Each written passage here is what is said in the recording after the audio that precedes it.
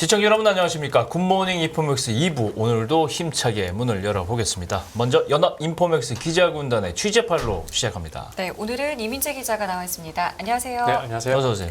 참 요즘에 되게 많은 투자들을 하잖아요. 근데 네. 그중에 요즘에 핫한 투자 어딘 줄 아세요? 어떤 투자인가요? 요즘에 이 엔화에 투자하는 분들 혹은 오. 투자에 관심을 갖는 분들 굉장히 많다고 합니다. 오랜만이네요. 엔테크. 그렇죠. 이 얘기 오늘 준비하셨다고요. 예. 네, 맞습니다. 이 포털 창에 엔화 투자를 검색하면 직접 투자부터 간접 투자까지 투자 방법들이 상당히 많이 쏟아지는데요. 관심이 많군요. 네, 이 엔화 투자에 대한 관심이 부쩍 늘어난 모습을 반영하고 있습니다. 네. 엔화와 재테크를 합친 이른바 엔테크 열풍이 불고 있다고 할 수 있는데요. 네.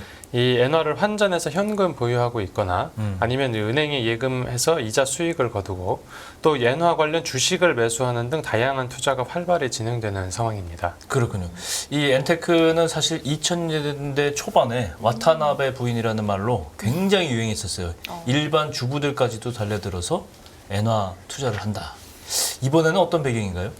네, 이번에도 이제 엔화 상대 가치가 떨어지는 엔저 현상 때문인데요. 예. 원엔 환율이 지난 4월까지만 해도 100엔당 1000원대에 머물러 있다가 네. 지난 19일에 장중 800원대에 진입했습니다. 그러니까 엔화 가치가 8년 만에 최저 수준으로 떨어진 거고요. 또 지금의 엔저는 미국, 연준 등 세계 각국의 통화 긴축 기조 속에서 네. 일본만 나홀로 완화 정책을 고수하면서 생긴 일입니다. 네, 얼마 전에 열린 회의에서도 일본은행이 만장일치로 마이너스 수준의 단기금리를 동결하고 또 장기금리 변동폭도 유지하기로 했고요. 예. 또 국채 무제한 매입 정책도 현행대로 이어가기로 결정했습니다. 네, 앞서 지난 16일에는 일본은행이 금융정책 결정 회의에서 추가 완화 가능성을 다시 한번 시사를 했는데 예. 네, 또 한 번 역대급 엔저에 기름을 부은 격이라고 평가됐습니다. 그렇군요. 네, 엔화 가치가 하락함과 동시에 반도체 시장 회복 기대감 속에서 원화는 상대적 강세를 보였는데요. 그러면서 원엔 환율에 더 하락 압력이 강하게 가해지고 있다고 분석됩니다. 네, 현재 원엔 환율이 900원대를 회복하기는 했는데 네. 네. 네, 여전히 낮다고 평가되기 때문에 이제 엔화 투자에 대한 매력도가 계속 이어지고 있는 것으로 분석됩니다. 그렇군요. 그럼 지금까지 한 예금 투자가 뭐 어느 정도 늘었나요? 네, 이 시중은행 엔화 예금 잔고를 살펴보면 네. 이제 엔화 예금 잔액이 올해 들어 4월까지 쭉 감소세를 보이다가 네. 5월부터 다시 늘어나는 모습입니다. 예. 네, 보름 만에 엔화 예금이 1,100억 엔 수준 증가했다라고 전해지고요. 또 원화를 엔화로 바꾸려는 수요가 많아지다 보니까 예. 네, 이제 자연스럽게 환전액도 늘어나게 되는데요. 그 지난달에 4대 은행의 엔화 환전액이 300억 엔을 돌파했는데 1년 네. 전에 5배에 해당하는 수치입니다.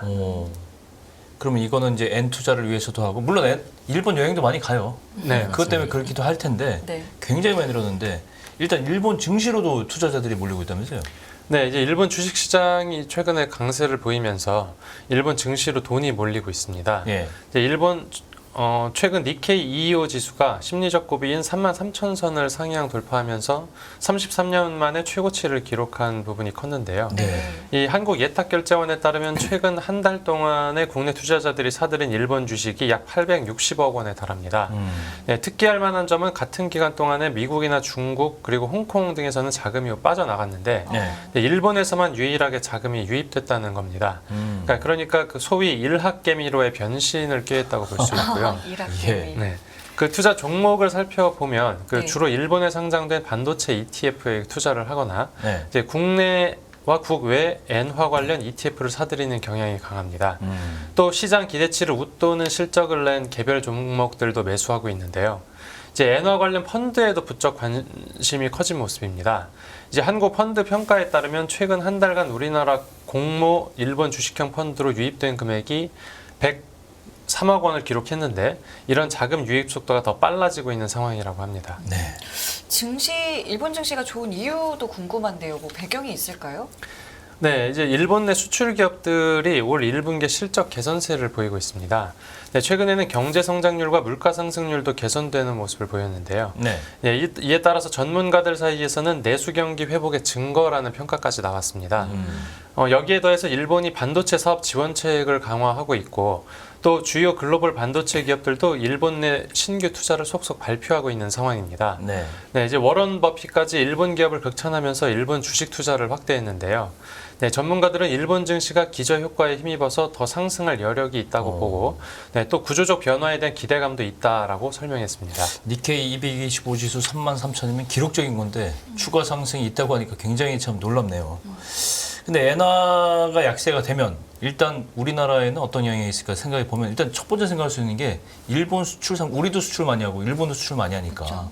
수출 상품 경쟁력이 문제가 될 것 같은데 어떻게 보세요? 네, 말씀해 주신 대로 수출 경쟁력이 떨어질 수 있다는 부분이 가장 우려되는 부분입니다. 예.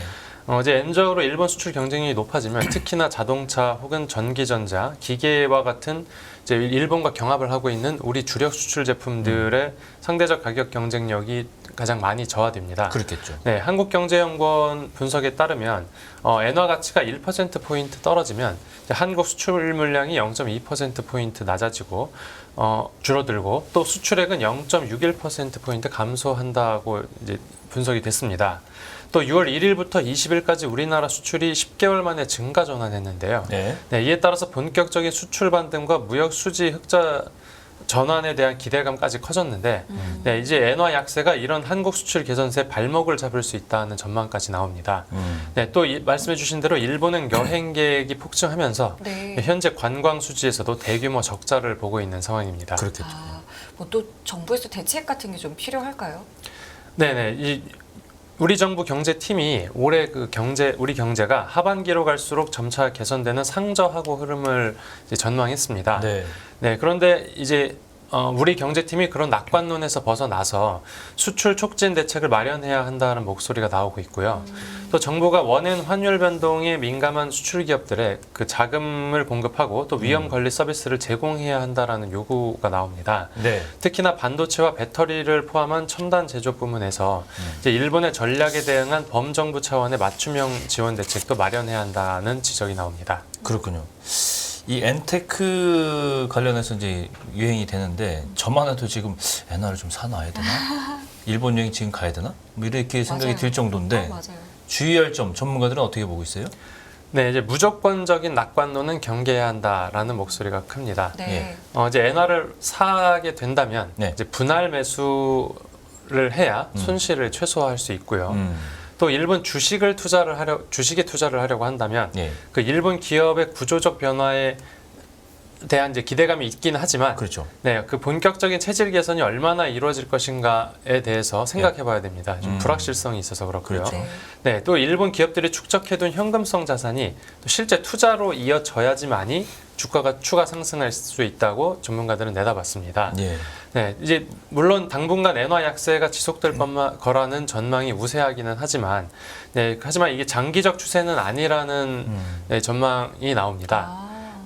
이제 연말 가서 일본은행이 완화 스탠스로 돌아서면서 엔화 강세로 다시 바뀔 수도 있고요. 네. 네, 또 이제 현재 일본 경제가 이제 회복되는 그 모습도 경제 펀더멘털이 근본적으로 갑자기 좋아졌다라기보다는 네. 이제 그 통화 완화 기조 속에서 네. 이제 유동성이 좀 넘치는 영향이 네. 유동성 영향을 받은 부분이 있습니다. 예.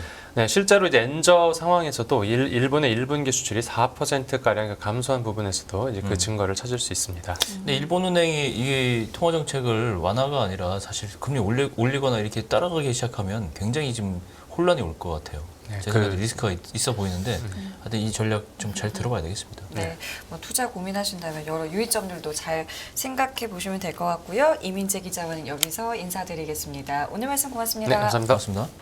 끝없는 위기 속 기회는 언제나 숨어 있습니다. 성공한 투자 고수들과 나눈 투자의 철학. 다가올 기회를 잡아내는 부의 만찬으로 여러분을 초대합니다. 푸짐하게 한 상 차려놓았습니다.